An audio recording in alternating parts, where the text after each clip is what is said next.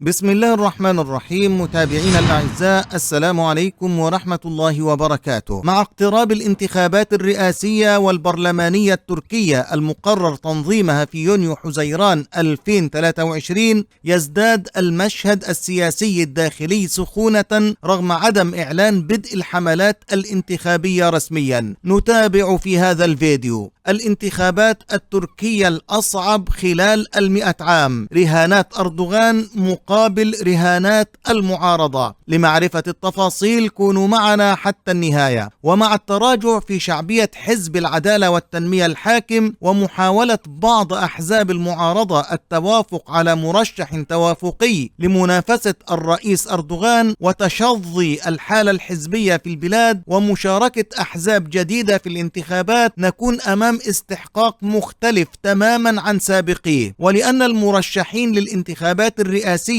وهي الأهم من البرلمانية بطبيعة الحال ما زالوا غير معلنين باستثناء الرئيس أردوغان، ولأن طاولة الستة وهي الإطار التنسيقي لستة أحزاب معارضة تركية تريد العودة للنظام البرلماني لم تتحول بعد إلى تحالف انتخابي كامل. وفي ظل الأجواء التي يتوقع أن تجري في ظلها الانتخابات، ولأن أي متغير مهم حتى تلك اللحظة يمكن أن يؤثر بشكل مباشر في نتائجها، يمكن القول إن المعركة الرئيسية هي معركة رهانات بين الجانبين، رهانات المعارضة. تعتمد نتيجة الانتخابات المقبلة إلى حد بعيد على الظروف التي ستشهدها البلاد وقت إجراء الانتخابات، وخصوصا ما يتعلق بمجموعتين كبيرتين من المتغيرات. الأولى المتغيرات التي تشكل حالة استقطاب ومنافسة بين الحكومة والمعارضة، مثل ملف المقيمين الأجانب وخصوصا السوريين والمؤشرات الاقتصادية، ولا سيما تلك التي تمس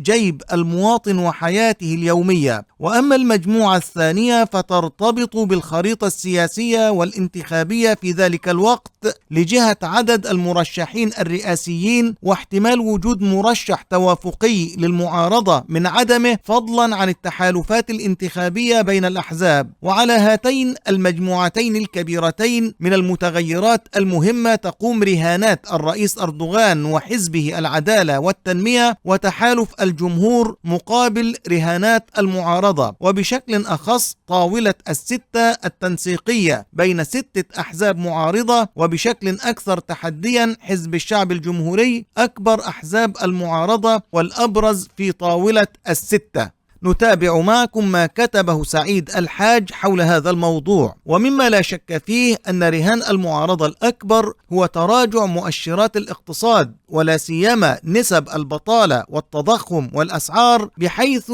يدعم ذلك سرديتها بأن الحكومة غير قادرة على حل مشاكل المواطن الاقتصادية، وأنها هي المسؤولة عن التدهور الحادث، حيث تحكم البلاد منذ 20 سنة في رهانها هذا. تدرك المعارضة أن الاقتصاد هو المعيار الأول الذي يصوت على أساسه الناخب التركي كما في دول أخرى، ويتوقع أن يكون دوره أبرز في الانتخابات المقبلة، ومن ثم يتيح لها ذلك أن تقدم نفسها كبديل قادر على مواجهة المعضلة الاقتصادية. كما أن المعارضة تراهن على تفاقم التململ الشعبي من ملف الأجانب المقيمين على الأراضي التركية ولا سيما السوريين منهم. ولئن تبنت بعض الشخصيات العنصرية خطاب الكراهية تجاه هؤلاء وصورتهم بعض الشخصيات والأحزاب السياسية على أنهم السبب الرئيس لمشاكل تركيا، فإن المعارضة في عمومها لم تمايز نفسها عن هذا الخطاب ولم تتبنه تماما، تاركة لنفسها مساحة من الاستفادة من هذا التململ، محملة الحكومة والعدالة والتنمية المسؤولية عن ذلك. أحد رهانات المعارضة الرئيسية هو عدم حسم نتيجة الانتخابات الرئاسية من الجولة الأولى والاحتياج لجولة إعادة، بحيث تتجمع كل أصوات المعارضة ضد الرئيس التركي لتضمن هزيمته. ولذلك تحديدا أيضا ما زالت أجواء طاولة الستة غامضة بخصوص المرشح التوافقي رغم تأكيدها إقرار الفكرة من دون التطرق إلى الاسم، ولذلك أيضا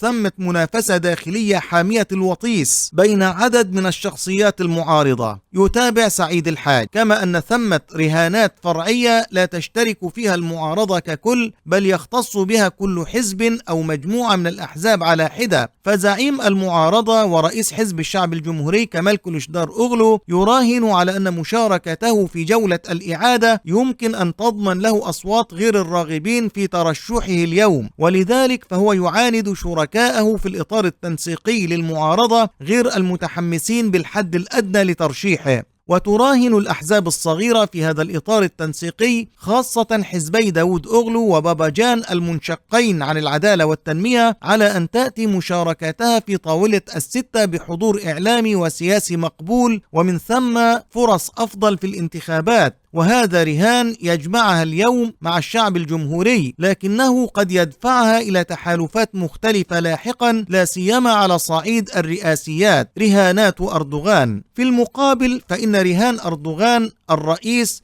هو تحسن المؤشرات الاقتصادية قبل عقد الانتخابات، وشعور المواطن والناخب بهذا التغير بشكل مباشر ومؤثر. ولذلك فقد تعمقت الحكومة فيما يسمى في تركيا اقتصاد الانتخابات، أي تقليل الجباية وزيادة الإنفاق الحكومي، لا سيما على الشرائح الضعيفة مثل محدودي الدخل والشباب والطلاب. وقد شملت السياسات الحكومية رفع الحد الأدنى للأجور بنسبة مرتفعة مرتين في العام بخلاف المعتاد، كما شملت حزما من الدعم للشركات الصغيرة والمتوسطة، وجدولة للديون، وخفض بعض الضرائب، ومشاريع إسكان للشباب والمقبلين على الزواج ومحدود الدخل المحدود. وقدم أردوغان تطمينات بأن تركيا لن تعاني من مشكلة في تأمين موارد الطاقة في فصل الشتاء، وأنه سيسعى لتخفيض الأسعار بتواصل مباشر مع الرئيس الروسي، فضلا عن وعده ببدء انخفاض نسبة التضخم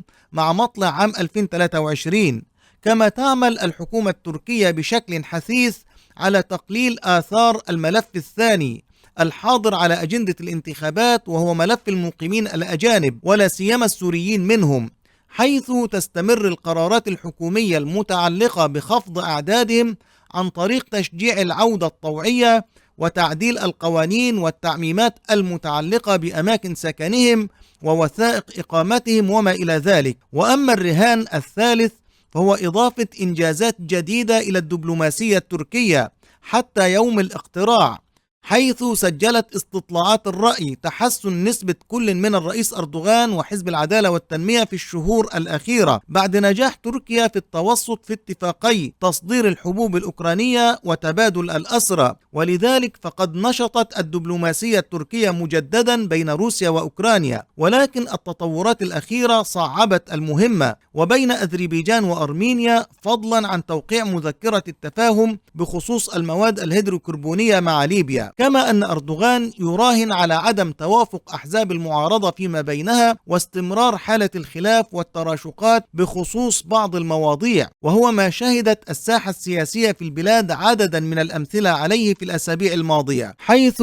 تشكل هذه الحالة ضربة مباشرة للسردية الرئيسية لهذه الأحزاب بأنها أتت لتنهي حالة الاستقطاب نحو الهدوء والتفرد لمصلحة العقل الجمعي. وكان تحالف الجمهور الحاكم قد خطأ الخطوة الأولى في تشتيت التحالف المعارض من خلال تعديل قانون الانتخابات الذي قلت كثيرا معه أهمية التحالفات في الانتخابات البرلمانية والحاجة إليها. وأما الرهان الأخير في هذا الصدد فهو تقديم المعارضة مرشحا توافقيا خاطئا أو من السهل إضعافه، إذ إن من شأن ذلك أن يسهل مهمة أردوغان في الفوز بالانتخابات. ولعل ذلك من ضمن أسباب إعلان أردوغان دعمه لفكرة ترشيح كلشدار أوغلو من جهة، وإصراره على المعارضة أن تعلن اسم مرشحها التوافقي في أقرب فرصة من جهة ثانية. الخلاصة كما يقول سعيد الحاج: تبدو رهانات الطرفين قبل زهاء 8 أشهر من الانتخابات مزيجا من انتظار تطورات خارجية قد يكون لها تأثيرات داخلية، ومتابعة مؤشرات الاقتصاد، فضلا عن العمل على خريطة التحالفات، وأبعد عن مجرد التنافس في البرامج والخطاب والحملات الانتخابية. ويبدو أن حالة التواجه بين هذه الرهانات وتلك سيكون لها أثرا مباشرا في الانتخابات المقبلة. أما قدرة أي من الطرفين على الاستفادة من هذه الرهانات لصالحه ومن ثم ترجيح كفته في الاستحقاق الانتخابي القادم